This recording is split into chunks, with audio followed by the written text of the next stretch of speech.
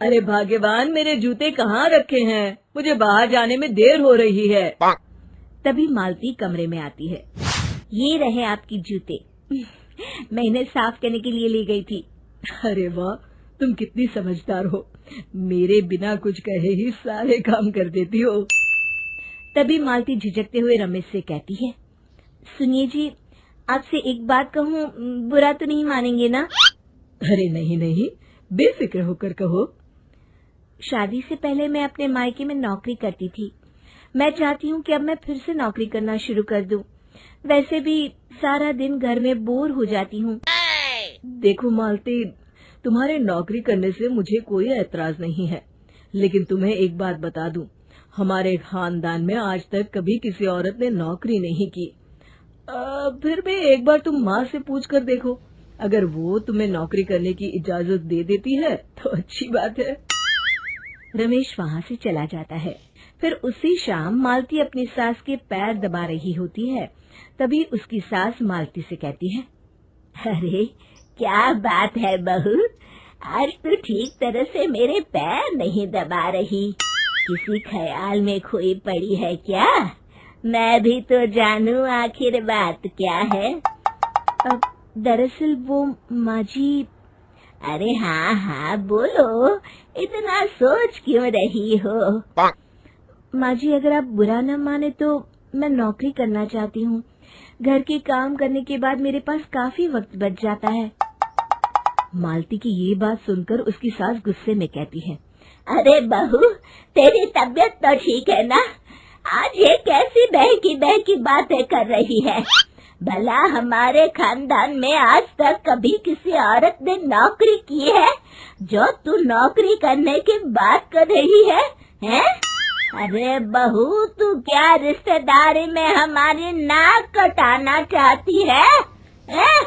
जितना जल्दी हो सके अपने दिमाग से नौकरी का भूत उतार दे, और अब जा, जल्दी से रसोई में जा, खाना बनाने का वक्त हो रहा है। मालती मन मार कर खाना पकाने के लिए रसोई घर में चली जाती है। अगले दिन, नमस्ते माँ जी, कैसी हैं आप? अरे आओ आओ दिवाकर बेटा, बैठो, मैं तुम्हारे लिए चाय मंगाती हूँ। बहू, जरा एक कप चाय तो लेती आना। फिर दिवाकर एक फाइल खोलकर मालती की सास के सामने रख देता है। ये देखिए माँ जी, ये है पिछले महीने का हिसाब और ये रहे मुनाफे के रुपए। एक बार हिसाब देख लीजिए और इन कागजों पर अपने दस्तखत कर दीजिए। अरे दिवाकर बेटा, मैंने भला आज तक कभी तेरा हिसाब देखा है जो अब देखूंगी? ला बता, कहाँ दस्तखत करूं?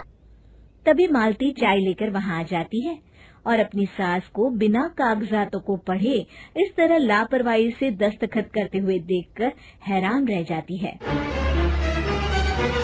अच्छा माँ जी, अब मैं चलता हूँ, फैक्ट्री में बहुत काम है। फिर दिवाकर वहाँ से चला जाता है।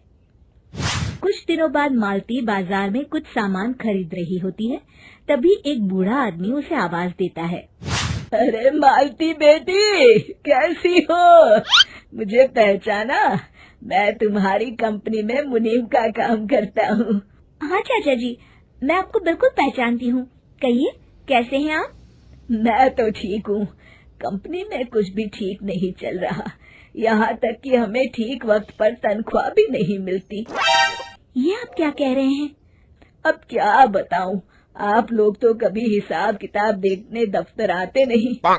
मेरी मानो तो एक बार आप लोग दफ्तर आकर सारा हिसाब किताब देख लो, आपको असलियत पता चल जाएगी। अच्छा बेटी, अब मैं चलता हूँ, देर हो रही है। फिर वो बूढ़ा वहाँ से चला जाता है। वहीं दूसरी तरफ मालती घर पहुंचकर अपनी सास को सारी बात बताती है। तभी वहाँ रमेश भी आ जाता है, लेकिन मालती की सास मालती की किसी भी बात पर विश्वास नहीं करती। तभी रमेश कहता है, अरे माँ, बिना आग के कभी धुआं नहीं उठता। जब मालती इतना कह रही है तो हमें एक बार दफ्तर चलकर देख लेना चाहिए। वैसे भी हम लोग काफी दिन से अपने दफ्तर नहीं गए हैं। इस तरह किसी एक आदमी के भरोसे काम छोड़ना मुझे भी ठीक नहीं लगता। अगले दिन वे सभी अपने दफ्तर पहुंचते हैं और सीधे दिवाकर के कैबिन में जाते हैं। अचानक सबको एक साथ देखकर दिवाकर चौंक जाता है। अरे माँ जी, आप सब लोग अचानक यहाँ कैसे आ गए? अगर कुछ काम था तो मुझे एक फोन कर दिया होता, मैं आपके घर आ जाता। तभी मालती की सास कहती है, अरे दिवाकर बेटा, आज मैं हिसाब देखने दफ्तर आई हूँ, जरा मुझे पिछले 6 महीनों का हिसाब दिखाना तो बेटा। दिवाकर घबराते हुए हिसाब की फाइल मालती की सास को देता है। मालती की सास फाइल लेकर मालती को देती है और कहती है, ले बहू, देख ले हिसाब। मालती फाइल को बड़े गौर से देखती है और अगले ही पल उसे सारी गड़बड़ी समझ में आ जाती है। वो अपनी सास से कहती है, माँ जी, मुनीम चाचा बिल्कुल सही कह रहे थे। हमारी कंपनी में पिछले 6 महीनों में जितना मुनाफा हुआ है, हमें उसका आधा पैसा भी नहीं मिला। यूँ समझ लीजिए कि 1 रुपये में सिर्फ चवन्नी ही हमारे हाथों में आई है। मालती की बातें सुनकर मालती की सास गुस्से से दिवाकर को पूछती है, क्यों दिवाकर, मेरी बहू जो कह रही है वो सच है? दिवाकर समझ जाता है आज उसका भांडा फूट चुका है। वो गिड़गिड़ाते हुए कहता है, मुझे माफ कर दीजिए माँ जी, मैं पैसों के लालच में अंधा हो गया था। अरे वाह दिवाकर, तू तो एक नंबर का चोर निकला। इतने दिनों से मैं तुझ पर आंख बंद करके भरोसा करती रही और तू मुझे ही चुना लगाता रहा। अभी के अभी निकल यहाँ से और दोबारा अपनी शक्ल मत दिखाना। दिवाकर वहाँ से भाग जाता है। मालती की सास मालती को शाबाशी देते हुए कहती है, बहू, आज मैं समझ गई कि पढ़ाई लिखाई हमारी जिंदगी में कितनी जरूरी है। मैं बहुत किस्मत वाली हूँ जो मुझे तुझ जैसी बहू मिली है। शिक्षा, पढ़ाई लिखाई का इस्तेमाल सही जगह करके हम दुनिया में बहुत कुछ बदल सकते हैं।